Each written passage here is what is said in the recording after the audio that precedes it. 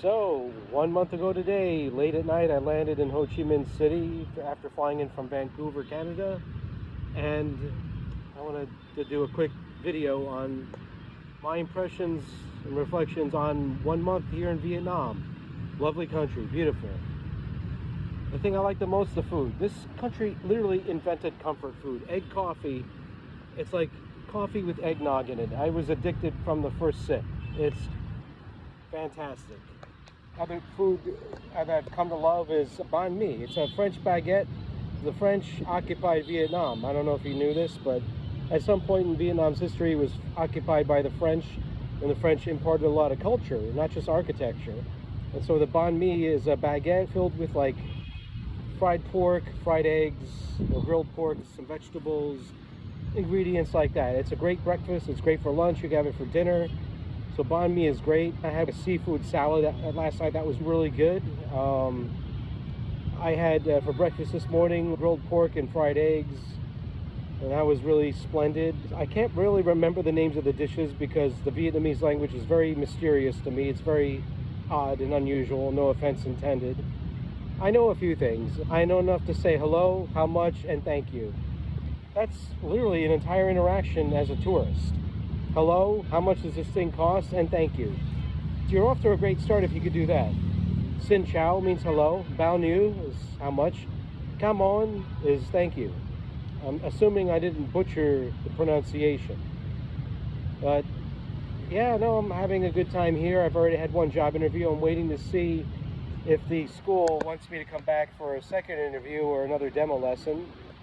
I'm supposed to be picking up my background check and university diploma. Those are ready, supposed to be ready today to be picked up. They've already been fully legalized for use in this country. What I need to do now is get them translated into Vietnamese and then have the signatures notarized. So that's why I'm here in Da Nang. And once that's done, I can leave this city and then take the train or fly to Hanoi. And that's my preferred market for a business English job. Although, if Wise English, the school I interviewed with, if they come back with a really good job offer that checks all my boxes, I might stick around here. I mean, there's nothing wrong with this city. It's very livable. Now it's really becoming crowded because of the tourist season. There's a ton of people here. But the weather is nice. You've got the ocean breeze that keeps the temperature under control. So many food options in a single block. A few English speakers, not nearly as many as Ho Chi Minh City, but enough. The scenery is gorgeous. I'm overlooking, is this the Han River? I believe this is the Han River. You got some commercial buildings, people walking. It's got skyscrapers. The sun is going down in about, I'd say 30, 45 minutes. Sunsets here are okay, but the sunrises here are spectacular because obviously the ocean.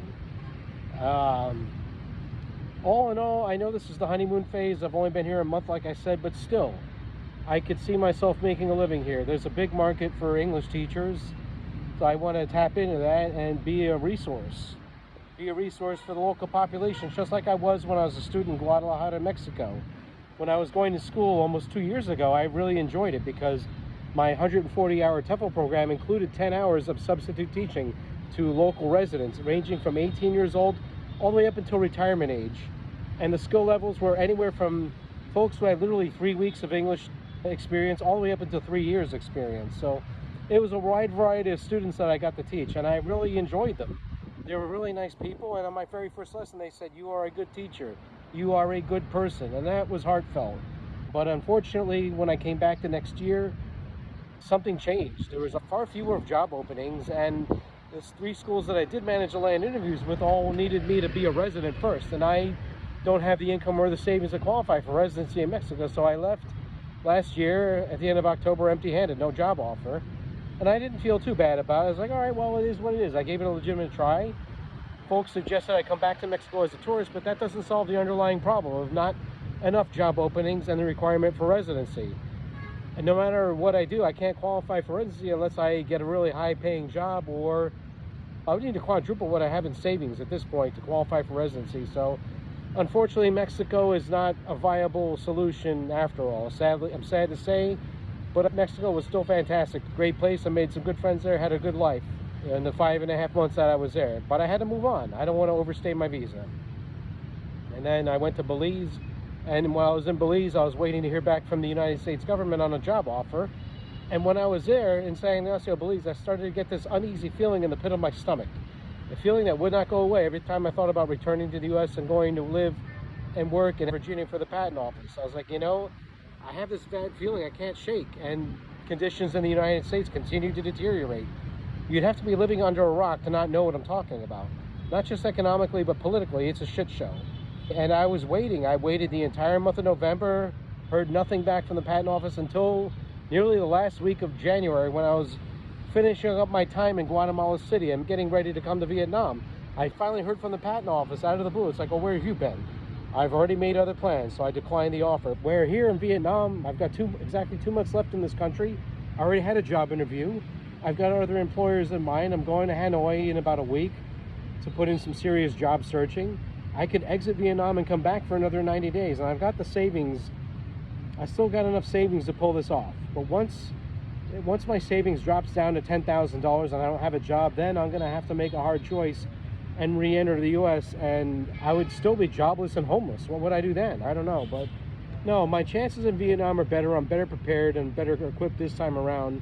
I learned from my mistakes before, and Vietnam has a better market. I'm going to tap into that and make a difference here. Either a business English job teaching adults, or tutoring high school students who are bound for college who need to take the IELTS exam and help them get ready to take that test. So those are my goals.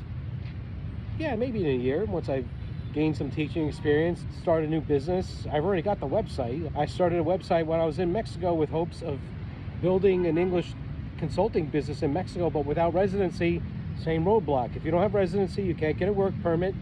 If you can't get a work permit, you can't get a tax ID number, and you can't invoice local businesses. And I really wanted to sell my skills and experience to local corporations in Mexico that needed help with English for engineers and scientists and lawyers and those types of people. But I was roadblocked without residency. Here in Vietnam, I'm going to get an LD2 Visa, which is a visa for employment purposes and obviously temporary residency. And once I've done that for a year, then I'll look into restarting that technical and legal English consulting business. I'll have more leverage to do so that way. So to sum things up, yeah, life here is good. I'm missing my son and my mother. I miss Tucson. This is Tucson, home. And yeah, I miss it.